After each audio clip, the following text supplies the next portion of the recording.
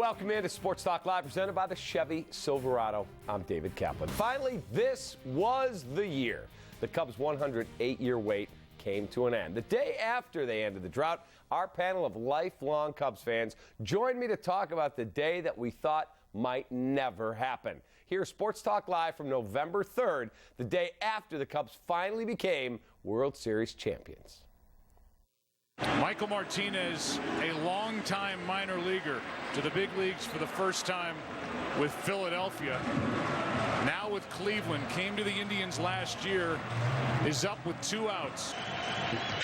A little bouncer slowly toward Bryant. He will glove it and throw to Rizzo.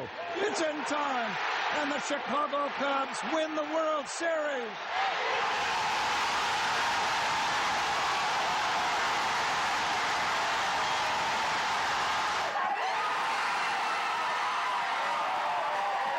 The longest drought in the history of American sports is over, and the celebration begins.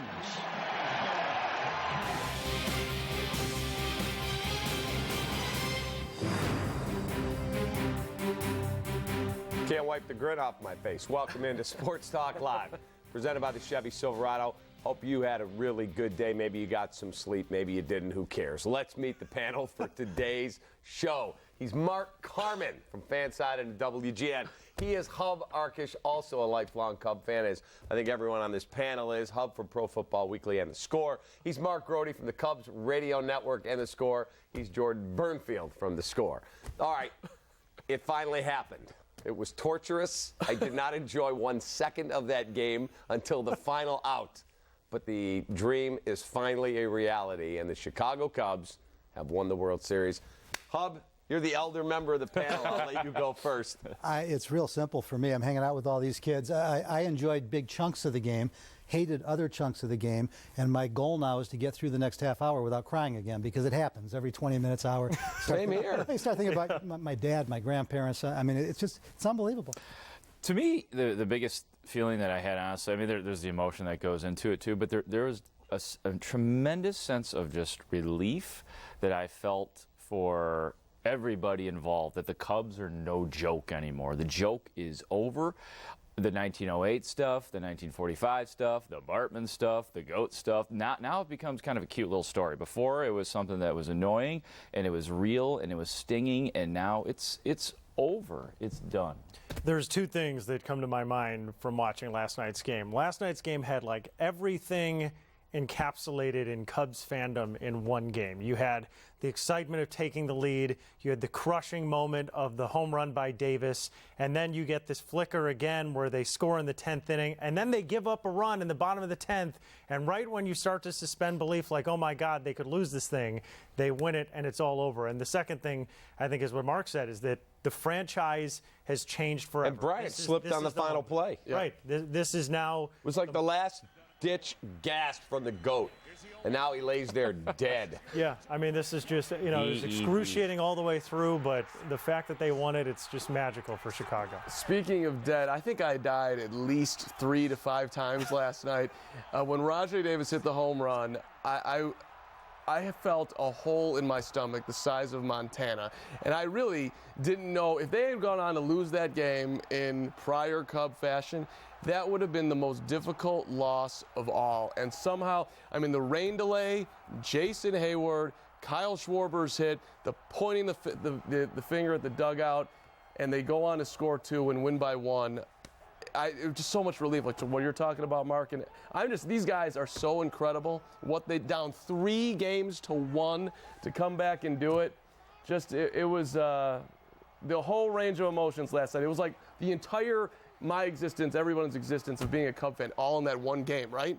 I think there's categories of Cubs fans, and there's different ways that you approach it. I personally don't believe in curses. Never blamed the 89 team for 84 or vice versa. Never blamed 89 for 98, 98 for 03.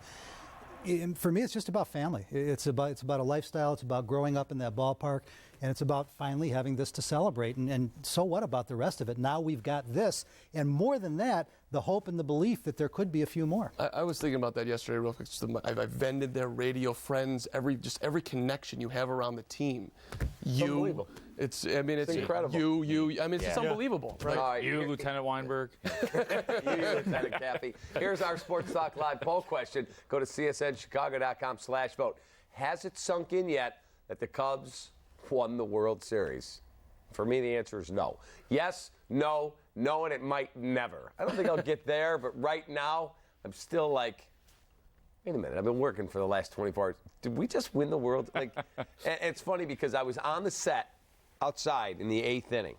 We're getting hassled by Indians fans where we're sitting in the 8th. It's 6-3. Holly's like, before we get ourselves in trouble, let's get out of here. We go out to the set, and it's a delay of 15 seconds, our TV monitor out there. But I can hear the Tom Hamilton Indians radio call on the speakers mounted on the side of the stadium. And when Rajai Davis hit that home run, I heard, swung on and belted. Well, it's not on our monitor yet. I turned to Holly, and he's like, we're good, we got this. I said, you don't seem to understand.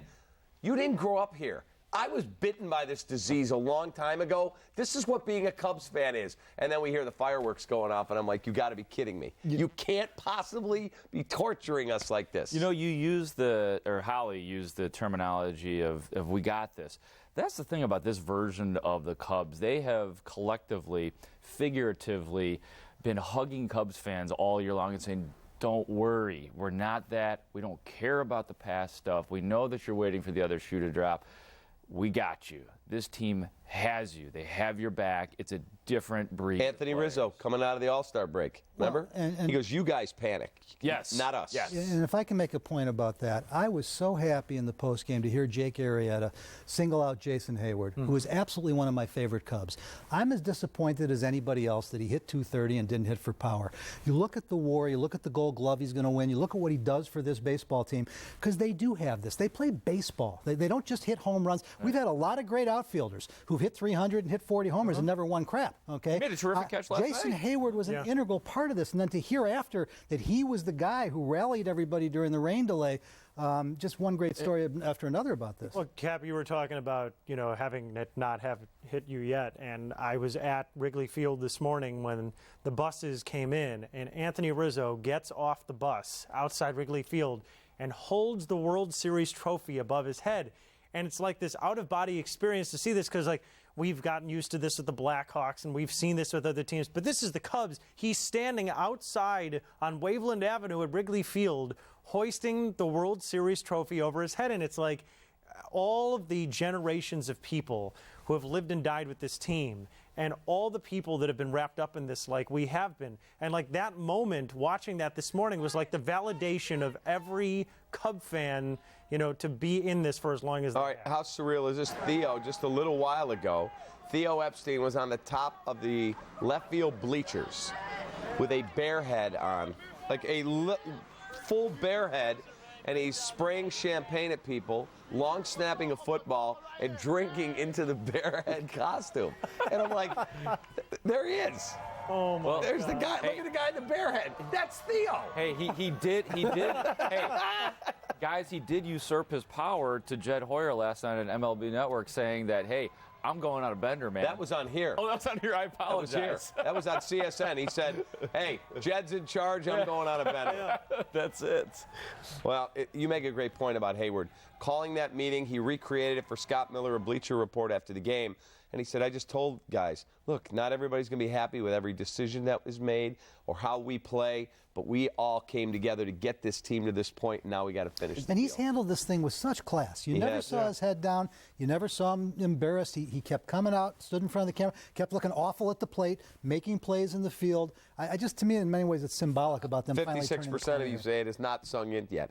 For me, it has not. I'm being very honest. I talked to Hayward last night, and he just said he spoke from the heart. There was no plan. There was no anything other than I'm going to speak from right here about how we've been the best team all season. And listening to those guys talk about what he said, they were emotional about just recreating. You can tell how much he's loved in that He is. clubhouse. Yeah, I was going to say he's one of the most popular guys in that clubhouse, regardless. Jed Hoyer said today that he and Theo were walking by to meet with MLB about the rain delay plan, and they heard all this yelling coming out of the weight room. They're like, whoa, what's going on? They looked in, and Hayward's having this meeting where he's in charge. They're like, sorry, Yeah, they walked away. That's some real stuff. And how about, the Schwarber thing? Just him being back. Did they win it if Schwarber doesn't play? No. Maybe I don't not. think they do. Maybe not. I mean, he has the base hit to get it going. The Albert Almora decision to tag up at first and go to second on that drive. Spectacular. How does a kid do that? Like, basically a minor league player in the 10th inning of Game 7. How does he do that? I mean, they're just it's one after another. It was amazing. That play, I mean, you guys, everybody's walking Rizzo there. I'm thinking, well, okay, that's probably what I would do too, but I'll take the chances right here with Zobrist. Right. I love you up in this situation. I mean, that guy. Sports Illustrated reported that Zobrist's wife, Juliana, was underneath the stands feeding their baby. They just had a baby not too long ago. Mm-hmm. And they told her, 30-minute rain delay at least, you're good. All of a sudden, someone came running up and said, hey, they're starting back up. Ben's going to be up in a second. She's like, what? She gave the baby to a friend. She pulled off her high heels, ran up barefoot back up to where their seats are, but stood behind the section. And she says that Ben looked back at 1 and 2 and nodded at her. Wow. And then got the double. Oh, my gosh. I heard her talking about that. I heard her talk. I don't remember what I was listening to, but she talked about it. And then she finished it with, I almost missed the greatest moment of my husband's Major League Baseball. Right. She went running barefoot into the stands.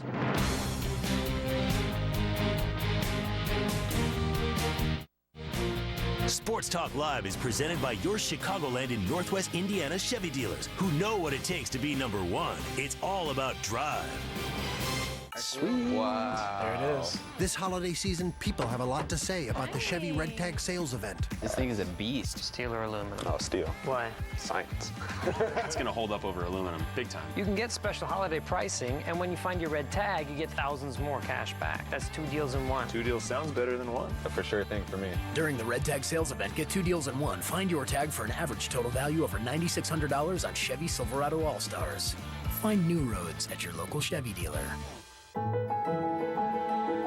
No matter how cold it is outside, you can keep warm and toasty inside with a quality-built, super efficient York furnace that's backed by the strongest warranties available. It's just another way we install confidence. To find a York dealer near you, log on to York.com.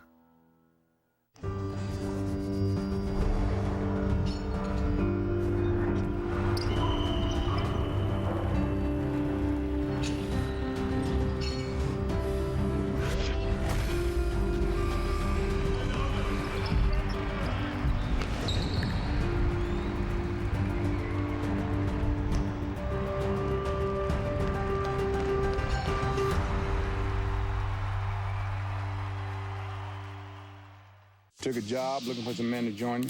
Is it difficult? Impossible. Since we are bonding.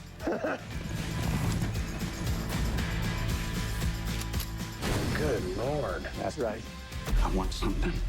I take it. What's the plan? I've always wanted to blow something up.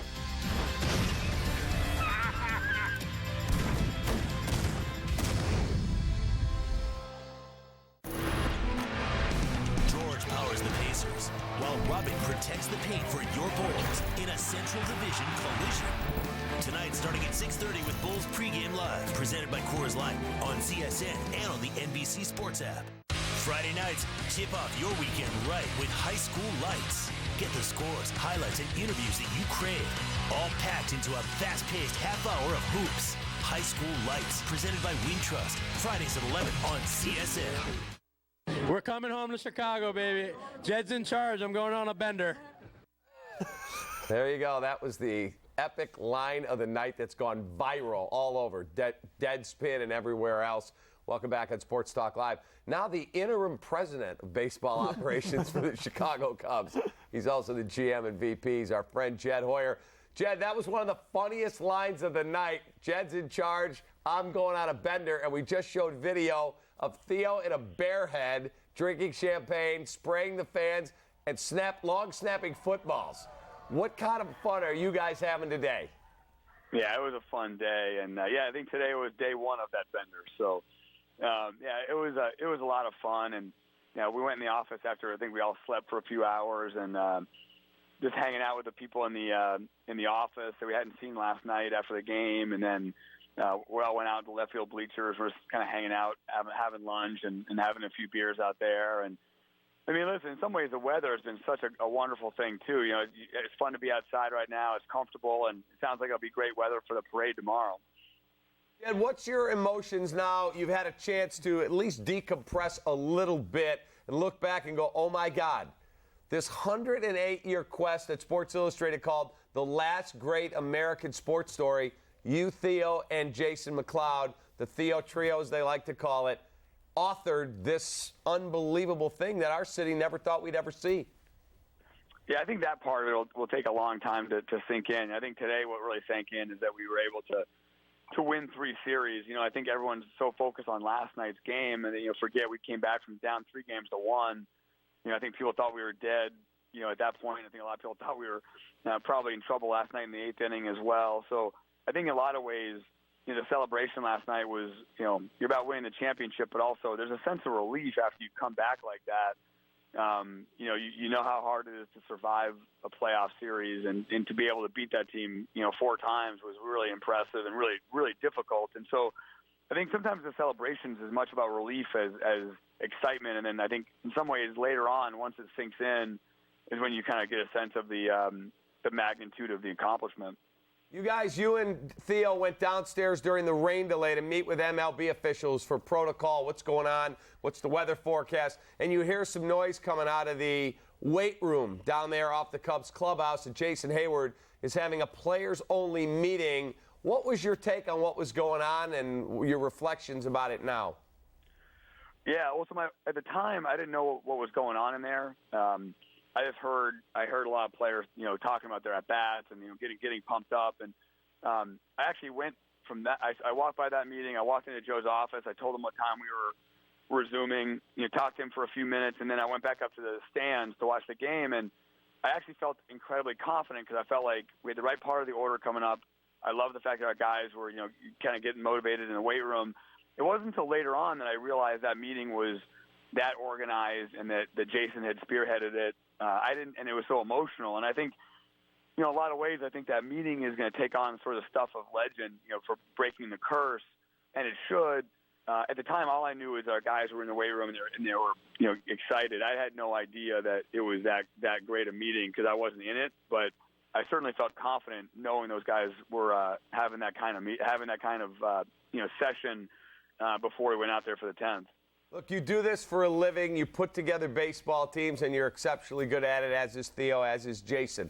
But do you have any idea yet? Has it sunk into you that, I mean, there were thousands, hundreds of thousands of people crying when this ended. This wasn't just, hey, you know what, Ohio State won the football championship or this team won that. This was something so heavy, so big, so emotionally draining for so many people. Have you realized yet what you guys have done for everyone else?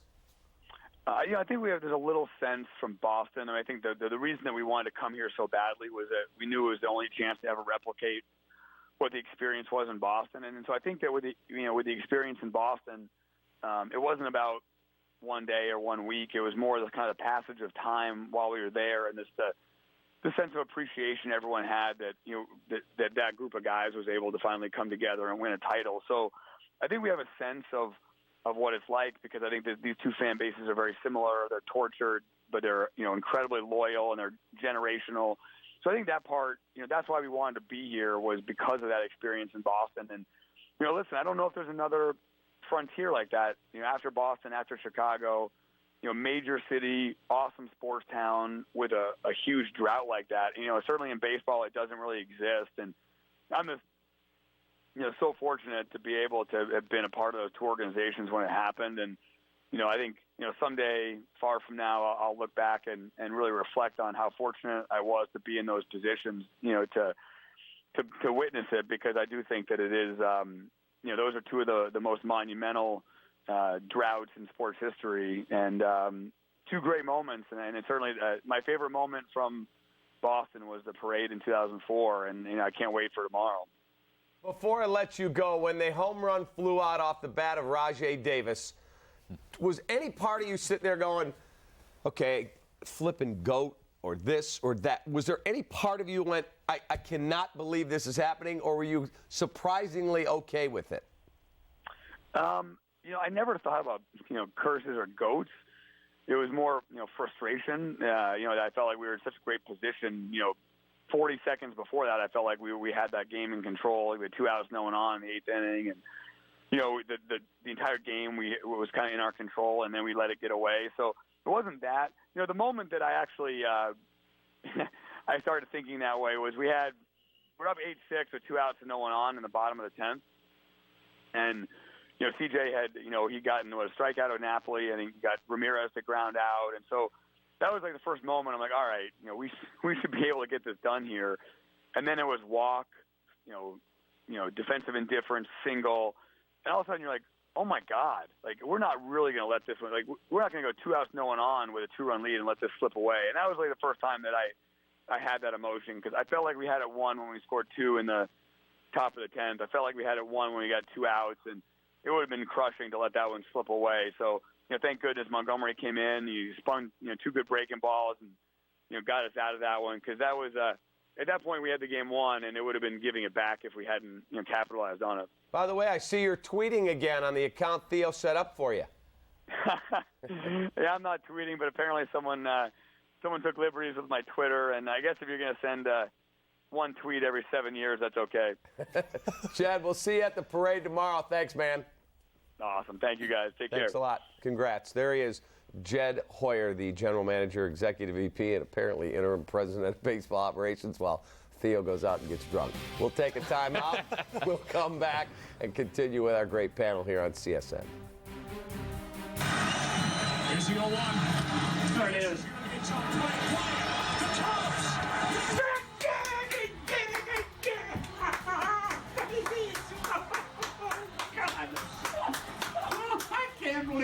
I can't believe it. They really did. Esurance does auto insurance a smarter way, like their photo claims tool. It helps settle your claim quickly, which saves time, which saves money. And when they save, you save. That's auto and home insurance for the modern world. Esurance, an Allstate company. Click or call. Esurance does insurance a smarter way, which saves money, like bundling home and auto coverage, which reduces red tape, which saves money. And when they save, you save. That's home and auto insurance for the modern world. Esurance, an Allstate company. Click or call. That must have been some sale, Patty. Jim just had to have it. We saved hundreds. You? I had to have this. Wow. Love all of this. It lights up everything. This holiday season, see your GMC dealer and get something you really want. Celebrate the holidays with a new GMC. Get this low-mileage lease on this 2017 Acadia SLE1 for around $299 per month. GMC, we are professional grade. If you've ever considered getting a walk-in tub, we have great news. No more cold seats. For a limited time, when you purchase a Safe Step walk-in tub, we'll upgrade your order to include our newest feature, a heated seat. That's a $600 value, free.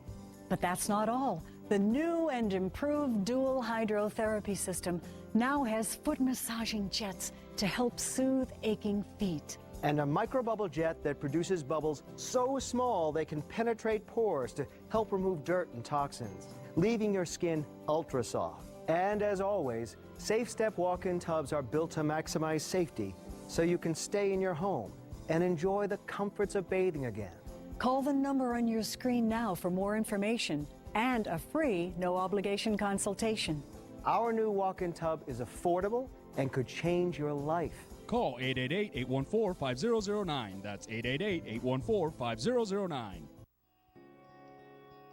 Talk is cheap. Is your lawyer getting you the results that you and your family deserve? For over 29 years, I've worked hard to get my clients the results that they expect and deserve. We don't charge any fee unless we get you a settlement. Call our office 24 hours a day, 7 days a week. With over 10,000 satisfied clients and millions of dollars in settlements and verdicts, our results speak for themselves. Call me now and we'll fight for you. You're watching CSN, the home of the 2016 World Champion Chicago Cubs. Один раз в Филадельфии, один раз вот с Кливлендом. Выбивает Майкл Мартинез, и это должен быть... Это аут! Аут который заканчивает ожидание Чикаго длиной в 108 лет. Первая мировая серия с 1908 года в активе у Chicago Cubs. La balle est frappée mollement. Bryant récupère. Le relais au premier.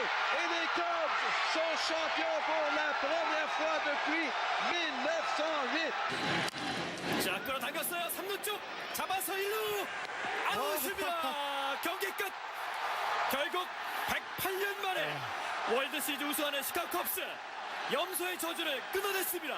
Lanzamiento puede ser el final, un rolinento por tercera, levanta ya Bryan a primera, out de primera de Chris Bryan a Rizzo, 5-3, se acabó el juego, los Cachorros de Chicago han acabado con el maleficio. Amigos, son campeones del mundo después de 108 años esperando esta historia. Chicago Cubs, ra, ra, ra.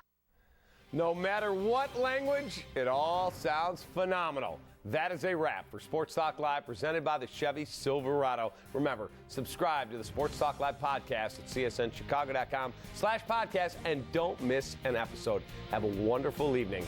See you back here.